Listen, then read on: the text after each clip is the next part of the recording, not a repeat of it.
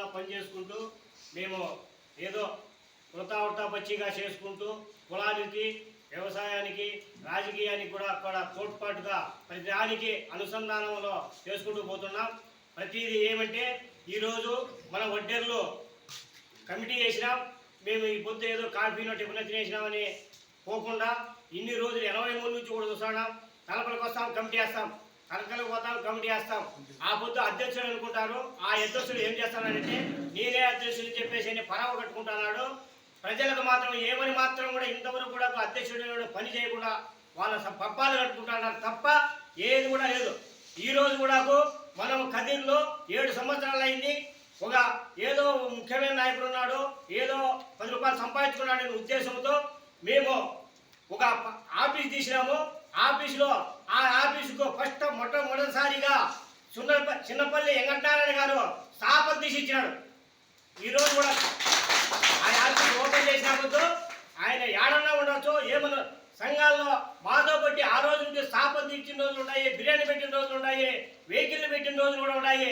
ఇట్లాంటి వాళ్ళంతా మూలమన్నారు. ఇప్పుడు నేను నాయకులని చెప్పుకునేది కాదు.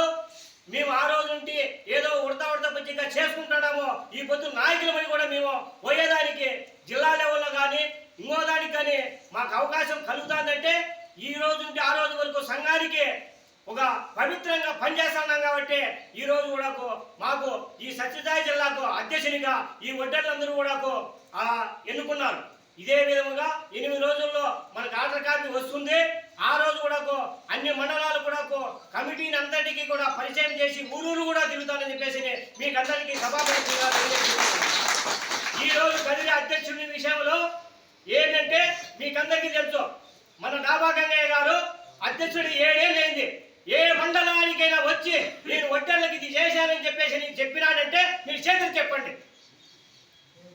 ఇలాంటి నాయకుడు కావాలా, ప్రజాసేవ చేసే నాయకుడు కావాలని చెప్పేసి మేము ఆయనకు వ్యతిరేకంగా వాస్తవమైన వారు చెప్తున్నాం.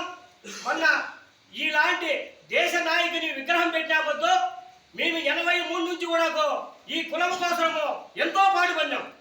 మాది ఎంత 6 కిలోమీటర్లు. ఆ విగ్రహానికి మాట్లాడినప్పుడు కూడా మేమంతా కూడా మా సలహాలు తీసుకొని ఆయన చేసినాడు.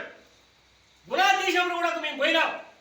అది ఏ విగ్రహం రిజిస్టర్లో అదే గంగరాజు 50,000 రాస్తే అయ్యా నీ ఇదికి 50,000 కాదు 1,00,000 రూపాయలు రాలా అని చెప్పేసి ఇచ్చేస్తే 1,116 రాసినాడు. అలాంటి వారిని కూడా ఆడ ఏమని మాత్రం నువ్వు రా, నీతో పరిచయం చేయి, వేరే నాయకులకు కానీ స్టేజ్పైకి కానీ ఇంకో దానికేమీ లేదు. ఈ రోజు పార్టీలు వేరేనా కావచ్చు. మన బత్తలేంకటరమణ గారు 10,26,000 రూపాయలు లెక్కిస్తే కనీసం ఆయన వడ్డీవాడు కదా, ఆయన కూడా ఆ స్టేజ్ మీదకి కానీ ఆడికి కానీ ఇన్ఫర్మేషన్ లేదు. మీకు ఈరోజు మీరు చేతులెత్తి దండ పెట్టి అడుగుతున్నాను. వీడికి వచ్చిండే జనంలో ఆ డాబా గంగయ్య అధ్యక్షుడు మీకు ఎవరికైనా ఫోన్ చేసి మీరు రాండి అని ఎవరికైనా చెప్పింటే చేరెత్తండి. నేను దయచేసి అనుకున్నా, ఇలాంటి వ్యక్తిని మనం అధ్యక్షుడిగా పెట్టుకుంటే మంచిదా చెడ్డదా? రత్నం 10,000 రూపాయలు లెక్కించినాడు. రత్నం 10,000 లెక్కిస్తే ఆడ పేరే లేదు.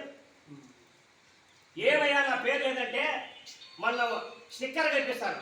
వాళ్ళ పేరు అయితే 50,000 రూపాయలు ఇస్తే నువ్వు చేసే వృత్తి వేస్తావు, నీ డాబా పెడతావు, నువ్వు గంగయ్య అధ్యక్షుడు రాస్తావు, ఊరి పేరు కూడా బొమ్మిడి పల్లి రాస్తావు. అదే బత్తలేంకటరమణ 1,20,000 ఇచ్చాడు. బత్తలేంకటరమణ ఎవరు?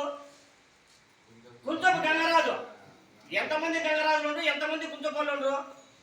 1,00,000 రూపాయలు ఇస్తే కుంచపల్లి గంగరాజు. ఇట్లాంటి వ్యక్తి చేశాడని.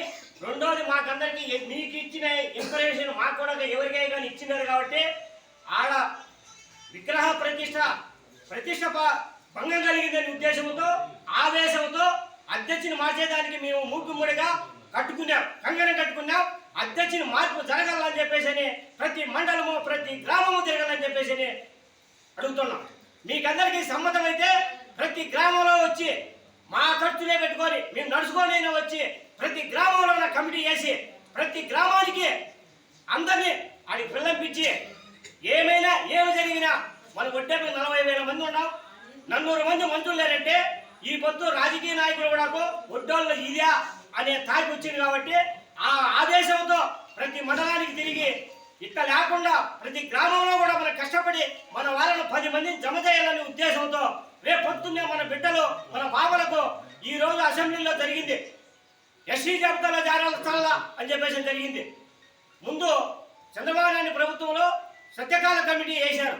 ఆ సత్యకాల కమిటీకి జగన్మోహన్ రెడ్డి మనకు తుడిచిపెట్టేశాడు.